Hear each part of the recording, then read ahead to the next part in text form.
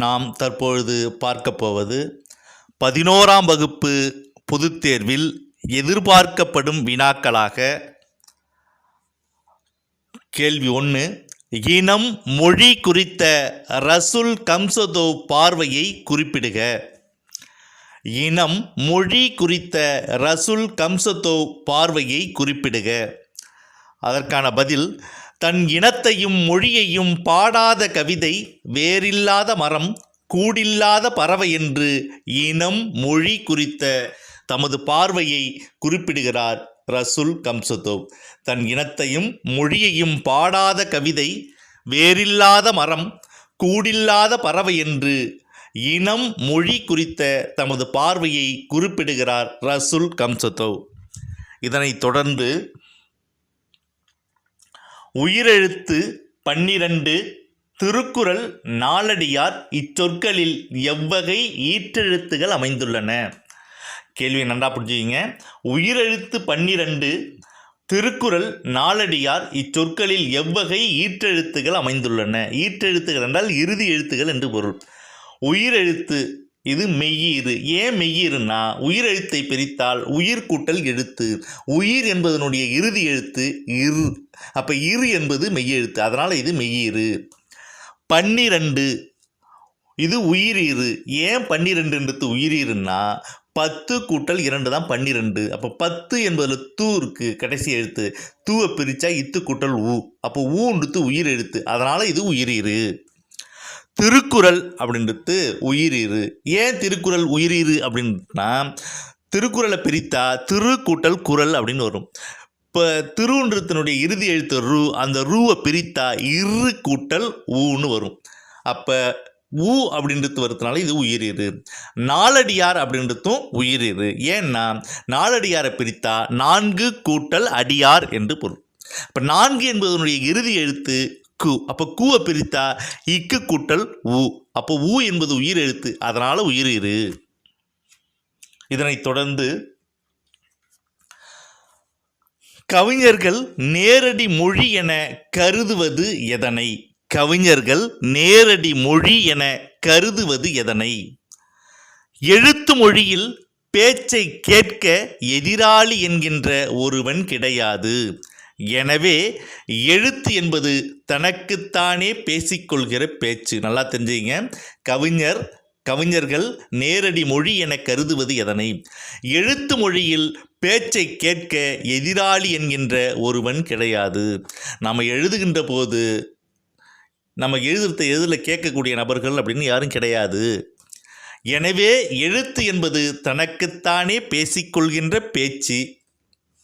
இதனைத் தொடர்ந்து பாயிரம் பற்றி நீங்கள் அறியும் செய்தி யாது? அதாவது பாயிரம் பற்றி நீங்கள் அறியும் செய்தி யாது? அதற்கான பதில், நூலை புரிந்து கொள்ளவும் அதன் சிறப்பை உணர்ந்து விருப்பத்துடன் கற்கவும் பாயிரம் உதவுகிறது. அதாவது நூலை புரிந்து கொள்ளவும் அதன் சிறப்பை உணர்ந்து விருப்பத்துடன் கற்கவும் பாயிரம் உதவுகிறது. இதனைத் தொடர்ந்து தமிழ்நாட்டின் மாநில மரம் சிறுகுறிப்பு வரைக. தமிழ்நாட்டின் மாநில மரம் சிறுகுறிப்பு வரைக. நம் தமிழ்நாட்டின் மாநில மரம் பனைமரம். 2 இது ஏழைகளின் கற்பக விருட்சம். 3 சிறந்த காற்று தடுப்பான். 4 ஆழத்தில் நீர்மட்டம் குறையாமல் நீரை சேமித்து வைக்கும் தன்மையுடையது. தமிழ்நாட்டின் மாநில மரம் சிறுகுறிப்பு வரைக. நம் தமிழ்நாட்டின் மாநில மரம் பனைமரம். 2 இது ஏழைகளின் கற்பக விருட்சம். 3 சிறந்த காற்று தடுப்பான். 4 ஆழத்தில் நீர்மட்டம் குறையாமல் நீரை சேமித்து வைக்கும். இதனைத் தொடர்ந்து தேசிய பேரிடர் மேலாண்மை ஆணையம் எப்பொழுது யாரால் உருவாக்கப்பட்டது? அதாவது தேசிய பேரிடர் மேலாண்மை ஆணையம் எப்பொழுது யாரால் உருவாக்கப்பட்டது? அதற்கான பதில், நடுவண் அரசால் 2005ஆம் ஆண்டு டிசம்பர் 23 அன்று தேசிய பேரிடர் மேலாண்மை ஆணையம் உருவாக்கப்பட்டது. நடுவண் அரசால் 2005ஆம் ஆண்டு டிசம்பர் 23 அன்று தேசிய பேரிடர் மேலாண்மை ஆணையம் உருவாக்கப்பட்டது. இதனைத் தொடர்ந்து தொழு உரம் என்றால் என்ன? தொழு உரம் என்றால் என்ன? அதற்கான பதில் மாட்டுச்சாணம், கோமியம் ஆகியவற்றை கலந்து வைக்கோலை மக்கச் செய்து உருவாக்க வேண்டும். 2. இதன் நன்சை நிலத்திற்கு மட்டும் இட வேண்டிய உரமாகும். தொழு உரம் என்றால் என்ன? அதற்கான பதில் 1.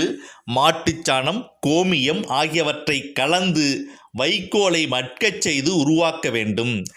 இது நன்சை நிலத்திற்கு மட்டும் இட வேண்டிய உரமாகும். இதனைத் தொடர்ந்து ஏதிலியாய் குருவிகள் எங்கோ போயின தொடரின் பொருள் யாது? ஏதிலியாய் குருவிகள் எங்கோ போயின தொடரின் பொருள் யாது? பாயிண்ட் 1. மரங்கள் வெட்டப்பட்டதால் காடுகள் அழிந்து போயின. 2. மழை பெய்யவில்லை. 3. மண்வளம் குன்றியது. 4.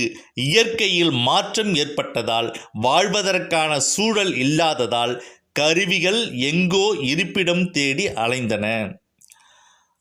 ஏதிலியாய் குருவிகள் எங்கோ போயின தொடரின் பொருள் யாது? இதற்கான பதில் 1. மரங்கள் வெட்டப்பட்டதால் காடுகள் அழிந்து போயின. 2. மழை பெய்யவில்லை. 3. மண்வளம் குன்றியது. 4.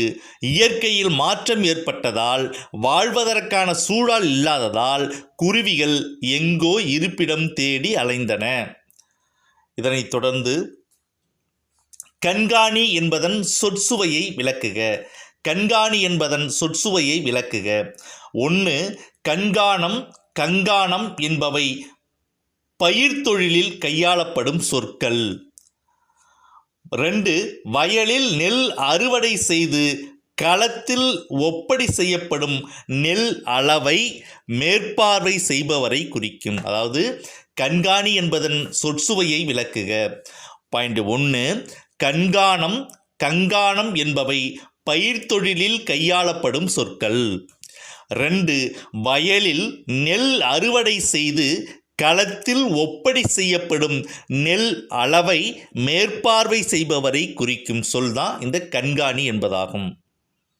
இதனைத் தொடர்ந்து கோட்டை என்னும் சொல் திராவிட மொழிகளில் எவ்வாறு எடுத்தாளப்பட்டுள்ளது? அதாவது கோட்டை என்னும் சொல் திராவிட மொழிகளில் எவ்வாறு எடுத்தாளப்பட்டுள்ளது? அதற்கான பதில் தமிழ் மொழியில் கோட்டை என்ற சொல் காவல் மிகுந்த காப்பரன் கொண்ட மதில் சுவர்களால் சூழப்பட்ட கட்டமைப்பை குறிக்கிறது. பாயிண்ட் 2. தமிழ் கோட்டை, கோடு மலையாளத்தில் கோட்டை, கோடு என்று அழைக்கப்படுகிறது. கன்னடத்தில் கோட்டே, கோண்டே என்று அழைக்கப்படுகிறது. தெலுங்கில் கோட்டே என்று அழைக்கப்படுகிறது. துளு மொழியில் கோட்டே என்று அழைக்கப்படுகிறது. தோடா மொழியில் குவாட் என்று அழைக்கப்படுகிறது. அதாவது கோட்டை என்னும் சொல் திராவிட மொழிகளில் எவ்வாறு எடுத்தாளப்பட்டுள்ளது? அதற்கான பதில் தமிழ் மொழியில் கோட்டை என்ற சொல் காவல் மிகுந்த காப்பரன் கொண்ட மதில் சுவர்களால் சூழப்பட்ட கட்டமைப்பை குறிக்கிறது. பாயிண்ட் 2. தமிழ் மொழியில் கோட்டை, கோடு என்று அழைக்கப்படுகிறது. மலையாள மொழியிலே கோட்டை, கோடு என்று அழைக்கப்படுகிறது. கன்னட மொழியிலே கோட்டே, கோண்டே என்று அழைக்கப்படுகிறது. தெலுங்கு மொழியிலே கோட்டை என்று அழைக்கப்படுகிறது. துளு மொழியிலே கோட்டே என்று அழைக்கப்படுகிறது. தோடா மொழியிலே குவாட் என்று அழைக்கப்படுகிறது. இதனைத் தொடர்ந்து வரை என்னும் தமிழ்ச்சொல்லின் பொருள்கள் யாது? வரை என்னும் தமிழ்ச்சொல்லின் பொருள்கள் யாது?